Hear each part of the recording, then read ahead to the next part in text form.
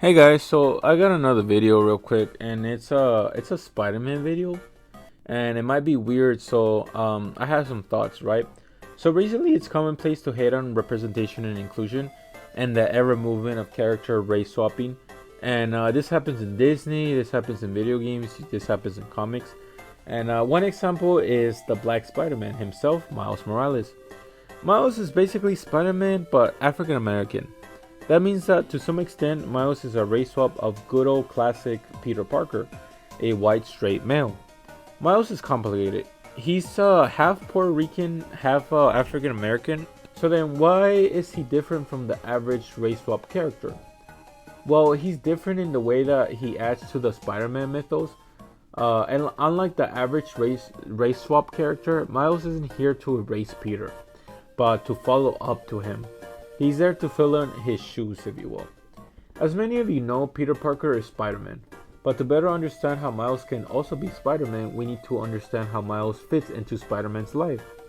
So then, who is Miles to Peter? As we know, Peter has been diagnosed with a bit of the Peter Pan syndrome.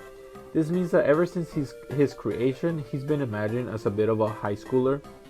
This makes sense as he was created as a reinvention to the psychic idea character.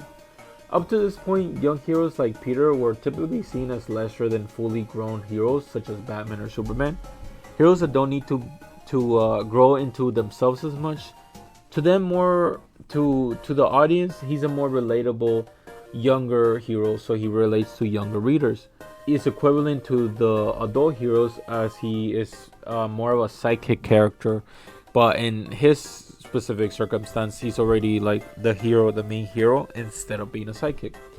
So Peter, on the other hand, was created with that responsibility, with that relatability built into him, since other characters had to appeal to younger readers by having a younger psychic and take his inexperience in the world. His sense of identity was still forming back before he got his superpowers. That's why the killing of Uncle Ben, for example, meant so much to him. It was a formative moment in his life that helped him develop his meaning of justice. Peter at the beginning was allowed to grow through the original run, moving from high school to college. He had a girlfriend died. He was sad. He grew. He met another girl, got engaged with her, did a bunch, saved the world multiple times, fought with the Adventurers, fought against the Adventurers, met the Fantastic Four. He joined the Fantastic Four, and what I'm trying to say here is that ever since his creation, Peter had grown and changed a whole lot throughout the story, and that was into the death of Aunt May. While for a normal person, the death of a family member is normal, part of the natural order, if you will, the death of Aunt May was a catalyst for Peter's original Peter Pan syndrome.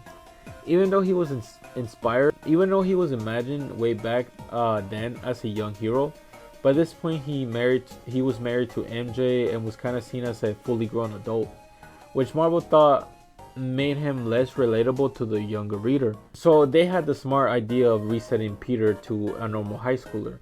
And they did this by making a deal with the devil basically, and people were mad. And well, this event has been passed around a whole lot in the YouTube coolers. The reason I bring it up is to say that Peter became Peter because of his success as Spider-Man, the third most successful hero of all time, right behind Batman and Superman. Because of that success, he was not allowed to grow up, and he was not allowed to become an adult. The story of Peter Parker was the story of a young hero becoming an adult, not the story of an adult hero. And because of that, Peter was not allowed to grow, even though he was basically a college professor before the undoing of his character. Then, Miles was created. The idea of Miles comes from the Ultimate Universe, a universe where Spider-Man had died, meaning that Miles was his replacement. And after the overall universe tanked, Miles was so popular, it would be a waste not to have him carry over into the main Marvel Universe, right? So it was a little messy. Miles had gone from alternate version of Peter to a secondary Spider-Man to him. And that escalated to a mentor role for the next Spider-Man. So now the shift didn't happen. The shift of Peter Parker becoming a mentor to Peter didn't happen right away.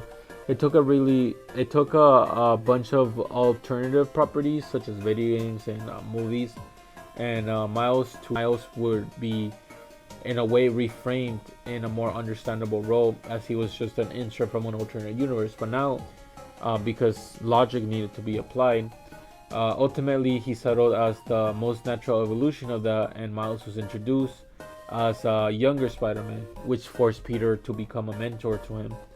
Peter had finally been given the opportunity to ironically attain a sidekick, as he was designed to counter that idea.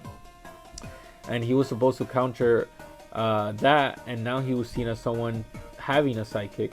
And it was really seen as a natural evolution to view him as a fully grown adult finally.